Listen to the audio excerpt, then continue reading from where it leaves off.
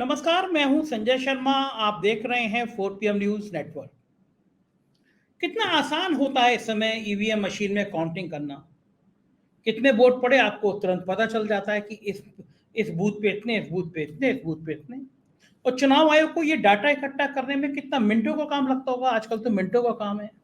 लेकिन चुनाव आयोग को ये बताने में कई दिन लग गए कि पहले और दूसरे चरण में वोट कितने पड़े। और पूरे देश में सनसनी फैल गई कि चुनाव आयोग ने जो इतने दिनों बाद डाटा जारी किया उसमें वोट प्रतिशत बढ़ गया, यानी कुछ खेल हो गया। चुनाव आयोग की निष्ठा इतनी खराब हो चुकी है देश में कि सब लोग मान चुके हैं कि चुनाव आयोग निष्पक्ष चुनाव करा नहीं सकता, कहीं ना कहीं हेरा फेरी करेगा। गांधी जी के 3 बंदरों की तरह हो गया चुनाव आयोग, जिसको ना कुछ दिखाई पड़ता है, ना कुछ सुनाई पड़ता है, ना वो बोल सकता है। तो ऐसे में बड़ा सवाल यह है कि चुनाव आयोग ने जब ये डेटा जारी किया, प्रेस कॉन्फ्रेंस क्यों नहीं करी। कम से कम पत्रकार पूछते, अपने सवाल करते। बहुत दबाव बना तो ये डाटा रिकॉर्ड जारी किया गया। उसमें भी नहीं बताया गया कि कुल कितने मतदाताओं ने वोट किया है, कितने नोटा में गए हैं। कोई डिटेल रिकॉर्ड नहीं। क्या चुनाव इसी तरह होंगे देश में?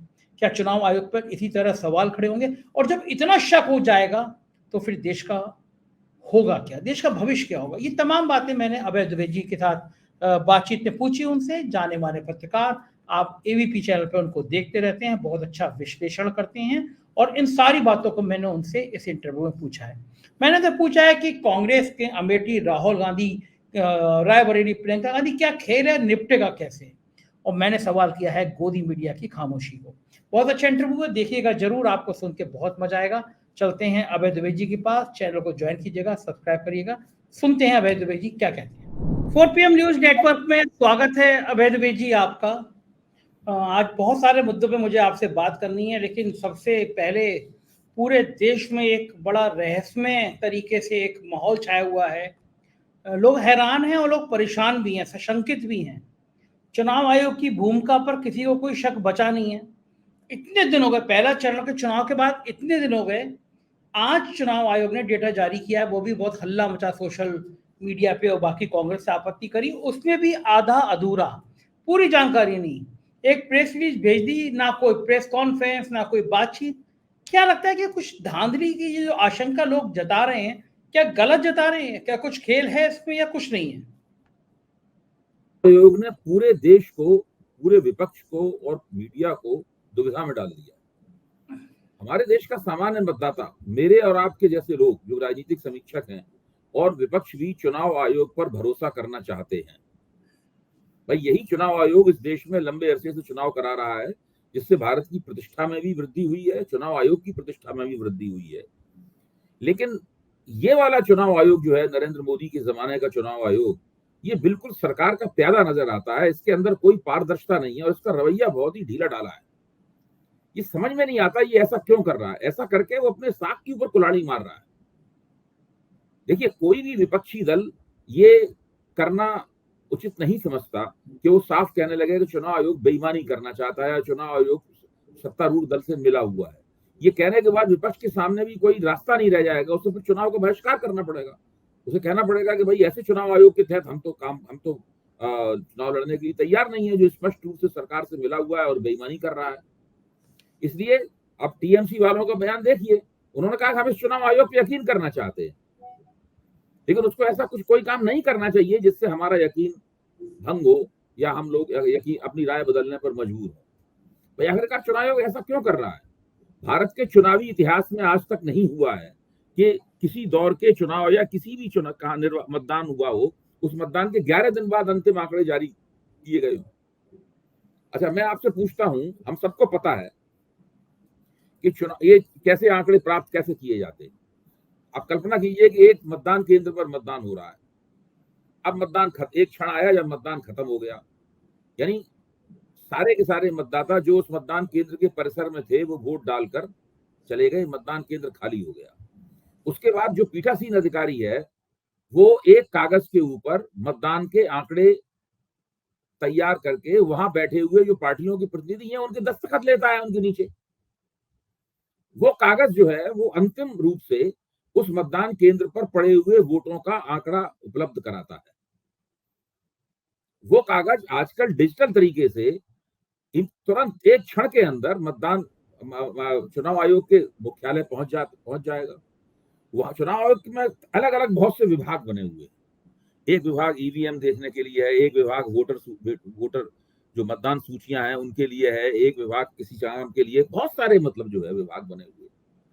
इस काम को करने के लिए भी अलग विभाग बना हुआ है और ज्वाइंट सेक्रेटरी असिस्टेंट सेक्रेटरी के स्तर के अधिकारी उस विभाग का नेतृत्व करते।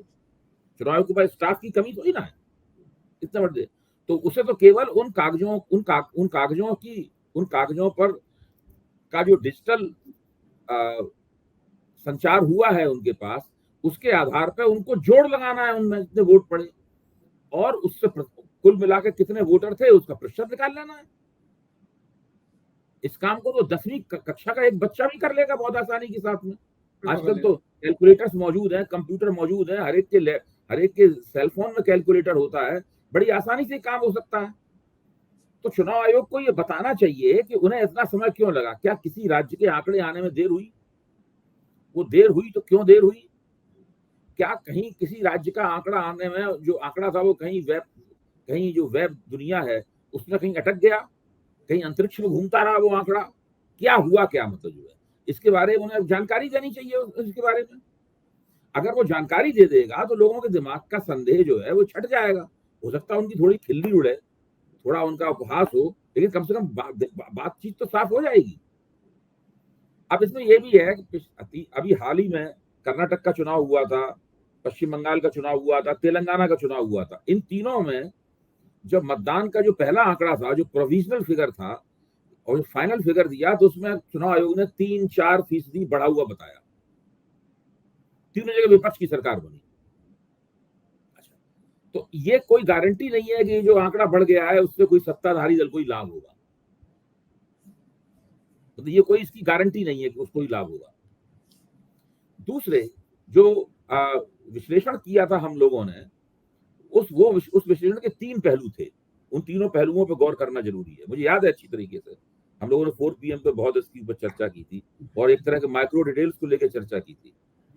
3 पहलू थे। एक पहलू ये था कि कुल मिलाकर कितने वोट पड़े और पिछली बार कितने वोट पड़े थे और कितनी वोटों में गिरावट आई।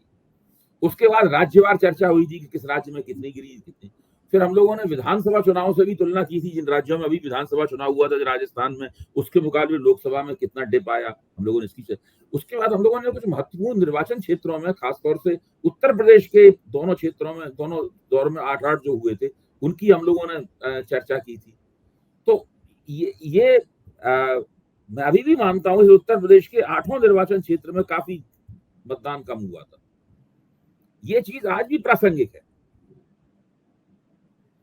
तो जो विश्लेषण हम लोगों ने किया था वो पूरी तरीके से खारिज नहीं हो जाता। तो ये अगर मान लीजिए कोई मतदान प्रतिशत में आज वाले में और उस दिन वाले जारी में होने में अंतर आएगा, तो आप ये आम आदमी को कैसे समझा पाएंगे कि खेल कहाँ हुआ, क्यों हुआ, कारण क्या है? अब देखिए, इसमें इसीलिए तो मैं कह रहा हूँ कि चुनाव आयोग अगर बेईमान नहीं है, अगर वो अपने कर्तव्य के प्रति निष्ठावान है, अगर उसने कोई गड़बड़ी नहीं की है, सारे काम नेक नियति से किए गए हैं, तो वो ऐसी परिस्थिति क्यों बनने दे रहा है जिससे उसके खिलाफ संदेह पैदा हो? अच्छा, हो गया तो इसका इलाज क्या है? इसका कोई इलाज नहीं है। हम लोगों को इसी संदेह में जीवित रहना पड़ेगा जब तक नतीजा नहीं आ जाता। इसका कोई इलाज नहीं। इलाज यही है कि हम सब लोग बहस कर रहे हैं, हो सकता है चुनाव आयोग को दबाव बने तो वो अपनी सफाई लेके हमारे सामने आ जाए, फिर हम उस सफाई का विश्लेषण करेंगे। अच्छा, ये बताइए, आपको नहीं लगता कि अगर ये मान लीजिए मतदान प्रतिशत में अंतर था, आंकड़ों में देरी थी, तो चुनाव आयोग को खुद आके सफाई नहीं देनी चाहिए थी, प्रेस कॉन्फ्रेंस ही करनी चाहिए थी? 100% ये उसका कर्तव्य बनता है चुनाव आयोग का। और न केवल चुनाव आयोग को ये बताना चाहिए, बल्कि वेबसाइट पे ये भी बताना चाहिए कि कुल कितने वोटर थे, संख्या, प्रतिशत नहीं। संख्या नहीं बताई गई है। कुल कितने वोटर थे, उन्होंने प्रतिशत बताए हैं केवल। कितने वोट पड़े, कितने खारिज हुए, कितना नोटा हुआ, ये सारा आना चाहिए निकल के। तो क्यों नहीं बता रहा कि कितने वोट पड़े, कितने नोटा खारिज हुए? कारण क्या होगा आपके हिसाब से? क्या कारण होगा? ये सारी चीजें उसके वेबसाइट पर उपलब्ध होनी चाहिए एक सामान्य व्यक्ति के लिए भी। क्या अब इस सब का इलाज केवल सुप्रीम कोर्ट है कि आदमी फिर सुप्रीम कोर्ट जाए, फिर रिट के साथ बेईमानी कर ली गई, चुनाव आयोग को निर्देश दीजिए, हर दूसरे दिन सुप्रीम कोर्ट में एक रिट हो और फिर ये रोना रोया जाए, फिर सुप्रीम कोर्ट आदेश दे कि वही वीवीपैट पर सुनवाई हो, फिर इस पे काम हो, यही बचा है देश देखिए, में क्या? जब संस्थाएं जब ठीक से काम नहीं करती हैं तब फिर ऐसा ही माहौल बनता है। इस सरकार के गवर्नेंस, सरकार ने जिस प्रकार का शासन दिया है इस देश को पिछले 10 साल में, उससे हर संस्था का रवैया संदिग्ध हो गया है। और चुनाव आयोग के रवैये के ऊपर जो संदिग्धता पैदा हुई है, जो संदेह पैदा हुआ है, वो बहुत ही पीड़ादायक है। मतलब उससे बड़ी खिसियाहट पैदा होती है कि पता नहीं ये लोग ऐसा क्यों कर रहे हैं। एक क्या जमाने में जनता केवल एक ही चुनाव आयोग हुआ करता था, अकेला ये चुनाव आयोग पूरे देश में चुनाव करा देता था। अब 3 है, हाँ तब भी ये आदत है। अच्छा, क्या जनता को अगर ये मैसेज चला जाएगा कुछ खेल हो रहा है, तो क्या सरकार को ये नहीं लगता है कि जनता भी कब तक सहन करेगी? फिर जनता सड़क पे आएगी, एक देखिए, बड़ा इसमें विपक्ष को अपनी भूमिका तय करनी पड़ेगी। केवल जनता के दरवाजे पर ठीकरा फोड़ने से काम नहीं चलेगा। विपक्ष को बैठ के तय करना पड़ेगा कि मौजूदा जो चुनाव पद्धति है, चुनाव कराने का जो रवैया है, इस रवैये के साथ इस रवैये के खिलाफ वो खड़े होंगे या नहीं होंगे। विपक्ष को एक बार तय करना पड़ेगा कि भाई हम इस चुनाव आयोग के साथ काम करने को तैयार हैं कि नहीं है। विपक्ष भी पूरे तरह काम का कर पा रहा है? रेवन्ना वाला मामला गली गली गांव गांव गूंजना चाहिए। एक इतना वहशी इंसान, 2,500 वीडियो पॉर्न क्लिप निकल रही हैं, प्रधानमंत्री जी उसके लिए वोट मांग रहे हैं, लेकिन आज कहीं कहीं गोदी मीडिया के चैनल पर उसकी खबर नहीं है, किसी बड़े अखबार के फ्रंट पेज पे। केवल प्रिंट मीडिया में तो खबरें आई हैं, लेकिन जो इलेक्ट्रॉनिक मीडिया है वो सवाल के ऊपर बिल्कुल खामोश है, बिल्कुल खामोश है। वो बहुत ही शर्मनाक है पूरी स्थिति। हम लोग तो कल से ही इस बारे में चर्चा कर रहे हैं, आपस में भी चर्चा कर रहे हैं, और जहां मौका मिलता है उस बात को कह रहे हैं। ये जो हुआ है उसके अंदर भारतीय जनता पार्टी और जनता दल सेकुलर दोनों के दरवाजे पर ये ठीकरा फूटता है, और उसको इसका जवाब देना चाहिए कि ऐसा क्यों हुआ। जब उस पूर्व ड्राइवर ने जब कांग्रेस के उम्मीदवार को पेन ड्राइव दे दिया, उस पेन ड्राइव के आधार पर भारतीय जनता पार्टी के प्रदेश अध्यक्ष को उसने कह दिया कि भाई इनके खिलाफ इस तरह के वीडियो वायरल हो रहे हैं, क्योंकि ये वही उम्मीदवार हैं जो पिछले चुनाव में रविन्ना से हार गए आसन से। अब वो दूसरे बगल के निर्वाचन क्षेत्र से चुनाव लड़ रहे हैं भाजपा के टिकट से। तो भाजपा को 100% पता था कि रेवन्ना के ऊपर इस तरह के आरोप हैं। तो एचडी देवगौड़ा से बातचीत की गई। एचडी देवगौड़ा का नहीं, सीट पक्की है, गड़बड़ मत करो। तो अब ये जो विनेबिलिटी वाला आइडिया है, ये एक ऐसी भट्टी है। विनेबिलिटी एक ऐसी भट्टी बन गई है जिसके अंदर सभी तरह की नैतिकताएं जाके स्वाहा हो जाती है। क्या लगता है आपको कि प्रधानमंत्री जी को नहीं पता था कि ये आरोप हैं, इतने संगीन आरोप? उनकी आईबी, उनके इंटेलिजेंस, उनके अजीत डोभाल, इन सबको किसी को पता ही नहीं था कि ऐसे वहशी इंसान को वो प्रचार कराने के लिए प्रधानमंत्री जी को ले जा रहे हैं? मेरा तो मानना है कि भारतीय जनता पार्टी को ये बात पहले से पता थी, और भारतीय जनता पार्टी स्त्रियों के खिलाफ यौन शोषण करने वालों के प्रति काफी ढीला रवैया अख्तियार करती है। बृजभूषण शरण सिंह का मामला इस बात का सब पुख्ता गवाह है। देखिए, बृजभूषण शरण सिंह के खिलाफ पोक्सो का केस खत्म हो चुका है, क्योंकि पुलिस ने उन्हें इतनी ढील दी कि उन्होंने इस केस को खत्म करवा लिया। लेकिन यौन शोषण का केस अभी भी उनके ऊपर है। अभी तक भारतीय जनता पार्टी ने उनके खिलाफ कोई सांगठनिक कार्रवाई नहीं की आज तक। उनके एक सांसद के खिलाफ यौन शोषण का केस है, मुकदमा चल रहा है, लेकिन अभी तक उनके खिलाफ कोई भी सांगठनिक कार्रवाई नहीं की गई। उनको कारण बताओ नोटिस भी नहीं दिया गया है बृजभूषण शरण को आज तक। तो क्या माना जाए कि चुनाव की कोई चिंता नहीं है, कि चुनाव में मुद्दा बनेगा नहीं, प्रधानमंत्री जी को पता है? नहीं, अभी तक तो प्रधानमंत्री इस मुगालते में है कि मैं जो कहता हूं जनता वो मानती। ये पहले और दूसरे चरण के मतदान को देखने के बाद भी प्रधानमंत्री का कॉन्फिडेंस नहीं, उतना ही है? प्रधानमंत्री लगातार इस मुगालते में है कि मैं जो कहता हूं जनता उसको मानती है, और उनके समर्थक यही तर्क देते हैं। और जब उनको तो भाई देश में बहुत महंगाई है, उन्हें यहाँ है, बेरोजगारी है कि हाँ बिल्कुल है, लोगों की आमदनी गिर रही है कि हाँ बिल्कुल गिर रही है। प्रधानमंत्री अजित पवार को चक्की पीसिंग कहा गया, उसके बावजूद फिर उन्हें खजाना मंत्री बना दिया गया महाराष्ट्र का, भाजपा में लेके। हाँ, ये बात भी गलत है, ठीक नहीं होना चाहिए था, सब मान लेंगे उसको। उसके बाद ये कहेंगे लेकिन प्रधानमंत्री की साख बहुत ऊंची है, वो भारत के ही नहीं विश्व के पॉप सबसे लोकप्रिय नेता हैं, और उनके पक्ष में एक साइलेंट वेव चल रही है। तो बात अगर कांग्रेस की करते हैं तो अमेठी, रायबरेली, सोनिया गांधी, खड़गे, प्रियंका, राहुल, कितना घमासान चल रहा है और क्यों चल रहा है, कारण क्या है? भाई देखिए, मुझे तो लगता है कि अगर मुझसे पूछा जाएगा तो मैं कहूंगा कि जैसे ही वायनाड में मतदान हुआ था 26 तारीख को, उसके बाद में 27 या 28 तारीख में राहुल गांधी और प्रियंका गांधी को अपनी उम्मीदवारी रायबरेली और अमेठी से घोषित कर देनी चाहिए, लेकिन नहीं किया गया। हम लोगों को उम्मीद थी कि किया जाएगा, हम तो ये मान के चल रहे थे कि ऐसा तय है, ऐसा होगा ही, लेकिन उन लोगों के मन में शायद कोई शंकाएं रही होंगी। दो ही बातें हो सकती हैं, या तो शंका थी, अब सोनिया गांधी ने उन्हें निर्देश दिया है कि वो लड़े वहां से चुनाव, मतलब सुझाव है, निर्देश की शक्ल में ही उन तक पहुंचेगा, वहां चुनाव लड़े। अगर वो ऐसा नहीं लड़ेंगे तो वो भाजपा को एक प्लेट पर रखकर पूरा ये चुनाव जो है वो हार में भेंट कर देंगे। उन्हें ऐसा नहीं करना चाहिए। कांग्रेस के आलोचकों का भी कहना है कि अगर ये दोनों वहां से लड़ेंगे, चुनाव जीते या हारें, इससे उनकी पूरी चुनाव कैंपेन को उत्तर प्रदेश की लाभ होगा। इनको वहां से लड़ना चाहिए जरूर। और मेरा मानना यह है कि प्रियंका गांधी की जीत के बहुत मौके हैं और राहुल गांधी भी बड़ी जबरदस्त टक्कर वहां पे कर देंगे। ये डर है कि क्या चुनाव हार सकते हैं, इस वजह से नहीं लड़ रहे हैं दोनों? नहीं, इसकी उत्तर प्रदेश में जो भारतीय जनता पार्टी की जो शक्ति की उसकी छवि रही है, उसमें एक ये भावना तो हो ही सकती है कि हम चुनाव हार जाएंगे। जिस चुनाव के बारे में हम पूरी तरह विश्वास नहीं है, वहां से हम क्यों लड़ें। मेरा मानना है कि ये चुनाव जीत या हार के संदर्भ में इसको नहीं देखा जाना चाहिए। अगर इन दोनों ने छोड़ दिया तो माना जाएगा गांधी परिवार उत्तर प्रदेश छोड़कर चला गया। ठीक, बिल्कुल सही कह रहे हैं आप। और कांग्रेस का तो स्लोगन है कि डरना, मतलब राहुल गांधी जी कह रहे हैं डरो मत। नहीं, देखिए वहां पे किशोरी लाल शर्मा जो है वो पुराने आदमी हैं गांधी परिवार के, जो बहुत मुद्दतों से, कई दशक से इन दोनों निर्वाचन क्षेत्रों की कमान संभाले हुए। पिछली बार क्या हुआ था, रायबरेली में तो वो कामयाब रहे, सोनिया गांधी चुनाव जीत गई, थोड़ा सा पिछली बार के मुकाबले मार्जिन कम हो गया था। अमेठी में पिछला चुनाव अमेठी किशोरी लाल जी के नेतृत्व में नहीं लड़ा गया था, किसी और को कमान दे दी गई थी। तो राहुल गांधी 55,000 वोटों से पिछड़ गए स्मृति ईरानी से। अगर मैं आंकड़े गलत कर रहा हूं तो आप आंकड़े में कमजोर, तो आप सही कर दीजिए उसको है। तो हाँ, तो वो इस बार फिर से उन्हीं के हाथ में कमान है, किशोरी लाल जी की कमान, और पिछले 5 साल से वो पूरे निर्वाचन क्षेत्र को संभाले हुए हैं। तो मैं मानता हूं कि बहुत ही जम के टक्कर होगी इसमें।